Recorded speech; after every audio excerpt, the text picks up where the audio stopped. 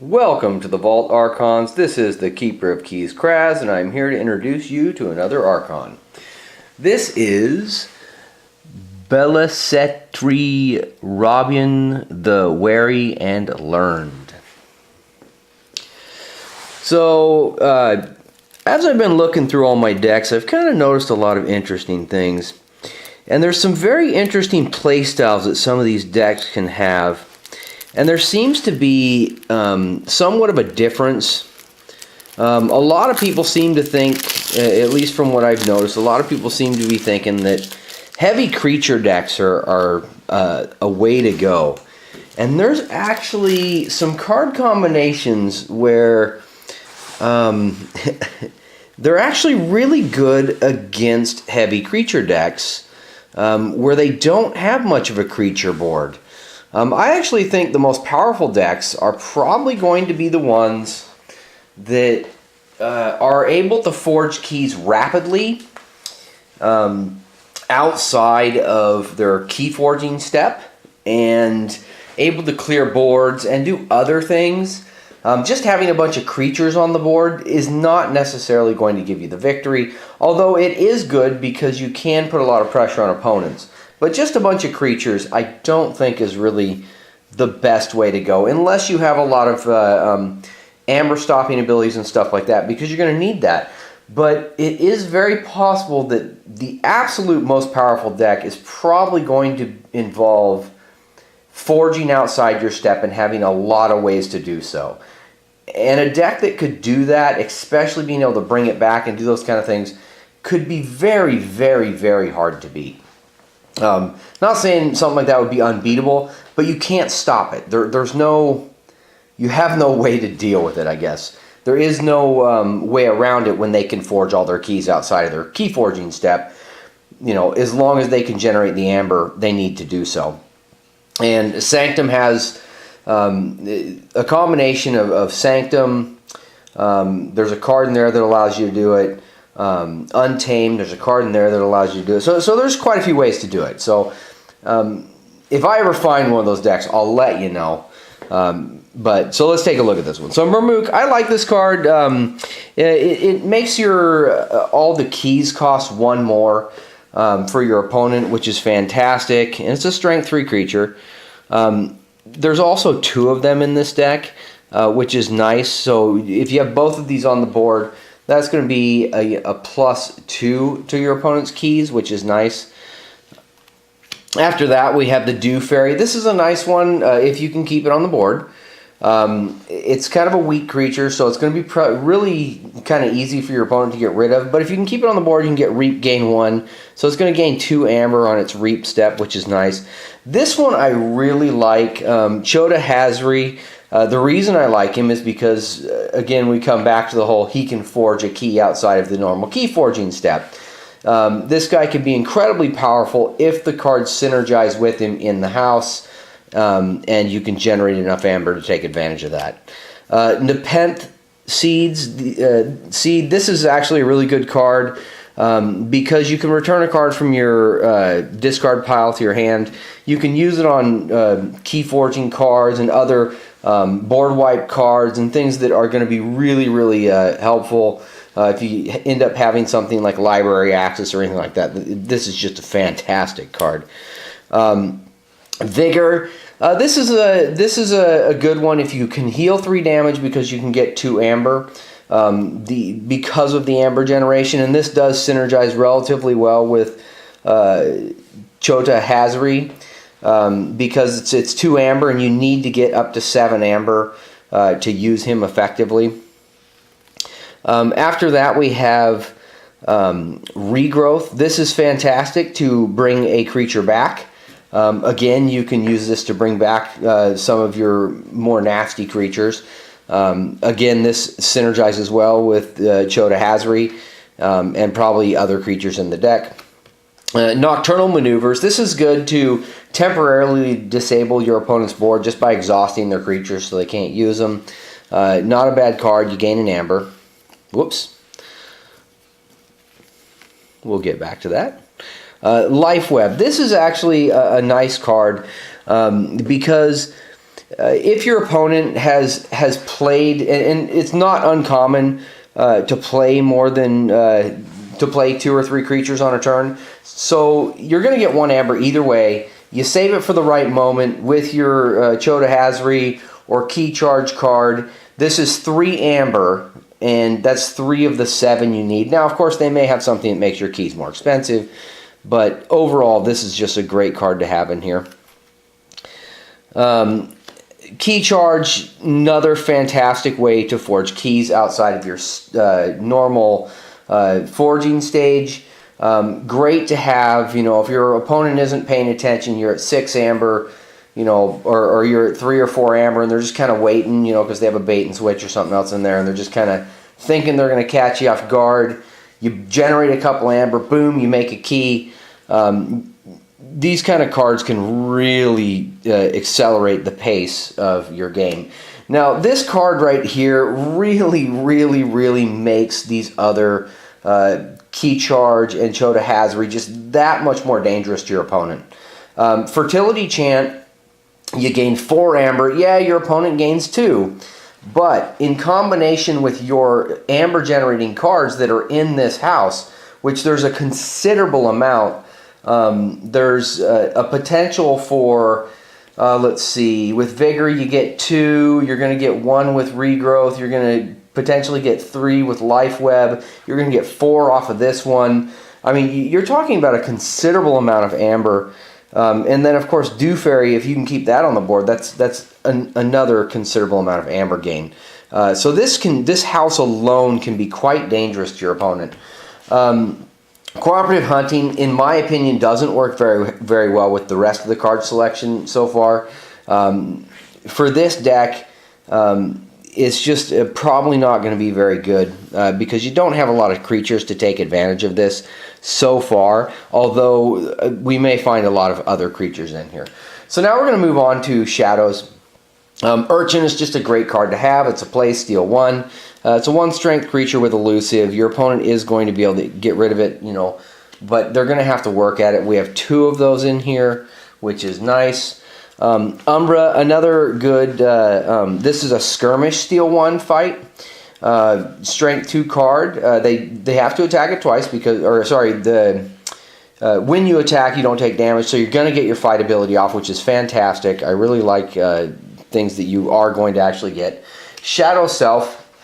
This can be used to be put next to creatures like Chota Hazri or Umbra or your Dew Fairy or your Marmooks, which are making your opponent's keys cost more.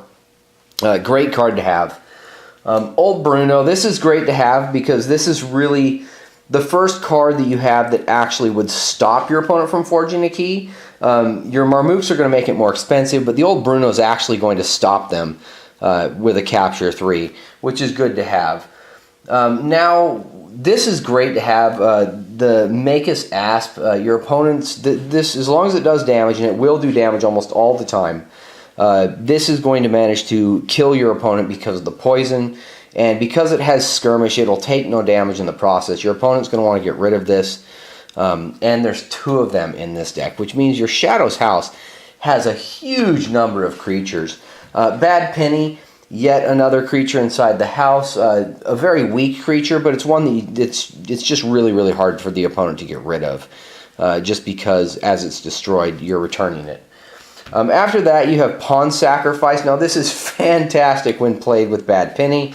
You don't really lose anything when you play this with Bad Penny, so fantastic thing to have. Oubliette, this is going to get rid of one of those power 3 or lower creatures that can be a little bit of an annoyance, so it's nice to have. Because usually the creatures that have good abilities are smaller. Lights Out, because the Shadows house has such a large pool of creatures, this is a really good card to have because, this is one that just removes 2 enemy creatures. Sorry, I was thinking of Lost in the Woods. Great card to have, removal of 2 enemy creatures. You see something big on the board, you don't want to have to deal with it, boom. This is just a damage ability. Similar to Cooperative Hunting. Now, because the Shadows board is so large, the Cooperative Hunting could be pretty good. And this is just a nice one to have to do a little bit of damage. You're going to gain the Amber. Not amongst my favorite cards, but not bad either. Now, Shoulder Armor. This is fantastic for anything you have that you're going to have on the flank. The additional armor and power is really going to ramp up the power of some of these weaker creatures that you do have. So yeah, it's kind of another protective type measure for some of these low strength creatures, because I don't think we've seen any creatures other than the Shadow Self that's above a strength 3. So this is kind of a good one to have for all these lower strength creatures. Protect the Weak is also good to buff up these creatures. You could throw this on. Hopefully there's some stronger Sanctum cards in here you can drop this on, which would be fantastic. You're going to gain an Amber. Good to have. Gatekeeper. This is another one where you can use it to stop your opponent's forging a key step, which is great to have. You want things that can stop your opponent from forging keys. 5 strength, 1 armor. Strongest creature so far in this deck. Nice to see a good strength creature. After that, we have Sequius. Now, this is a 4 strength, 2 armor creature with Reap Capture 1. So this is a card that's going to let you hopefully stop your opponent from forging a key by capturing, which is nice to have. And then after that, you have the Protectrix, which is a you may fully heal a creature. If you do, that creature cannot. So when he reaps, he can fully heal one of your creatures, and then that creature becomes unable to be damaged. There's a lot of creatures in here that that don't have a lot of health, but it could be useful with some of the creatures to keep them on the board if they've taken a little bit of damage. If somebody's pinging at them with some of these damage abilities, it could be a nice way to keep those creatures from being removed. And it's a good 5 strength creature. And you have 2 of these, which is fantastic. If you're declaring House Sanctum, it's good to have. Now this is a nice one. Potion of Invulnerability. With such a small creature board, your creatures aren't incredibly powerful. This is good to have because the Omni Sacrifice, making everything invulnerable, would allow you to take these weaker creatures, swing into your enemy, do a good amount of damage, and you can use it if you're playing Shadows. You can, and some of those creatures aren't really going to be able to do anything without getting destroyed without a Potion of Invulnerability, although it would be better with certain things. Another big Amber Gain card in this deck, which is really nice to see. Virtuous Work, 3 Amber, doesn't do anything else, doesn't need to do anything else. A really good card to have. You can kind of take advantage of how this card works. You play Virtuous Work if you're at 0 Amber, you go up to 3. If your opponent doesn't do anything in response to that, you then have things like Fertility Chant to follow it up with on your next turn. Key Charge, Chota Hazri, boom, you got an extra key. They had no ability to stop it. Or they had a turn to stop it, but they didn't realize that they had to take care of it earlier on. Terms of Redress, another one that can stop your opponent from forging a key, which is nice to have in here. There's no major Amber swings that I've seen in this deck to stop your opponent, which I don't like to see. I also don't see any board clear so far, which I also this deck really could use a board clear. One more Terms of Redress, which is nice.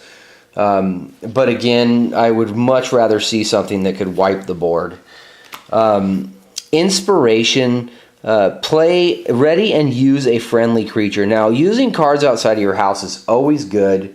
And this would allow you to use like the Magus Asps and other things that could just be really bad for your opponent. So I do like to see this in this deck. Nice card to have, but it would be better with bigger, stronger creatures or better abilities. Clear Mind, unstun all friendly creatures. It's good if your opponent's going to stun all your creatures. With the only house that has strong creatures in this is Sanctum. Now, they probably would want to stun your Shadows board, but your Shadows board in this is going to be a little bit easier to clear off. So overall, this is a good card, but it would be better in other decks. Overall, I do like this deck. It should play really interesting. It's going to be a strange deck to play because of the way that it is set up. It's a very unusual playstyle deck. I would not consider this one of the exceptionally powerful decks or anything like that, mainly because this deck is, its creatures are relatively weak. It has no board clear, which I don't like, and it doesn't have any really powerful amber manipulation cards that would really, if your opponent, say, gets to 12 amber, there's nothing in this deck that can stop them from forging a key. It would be incredibly hard for you to bring them down far enough. With Marmook and some of the best abilities, you might be able to bring them down, but I don't think if anybody gets up that high. And there are plays that can do that. So overall, I do like the deck. I find it interesting. I don't find it exceptionally powerful, but I do think it's a good deck and should be interesting to play with. And so there you go. Have a nice day. So after looking back through the cards, I do have to mention one thing. There is one card in here that can stop them if they have a tremendous amount of amber, which is the Gatekeeper. So there is that card. I just wanted to mention that. So have a good day.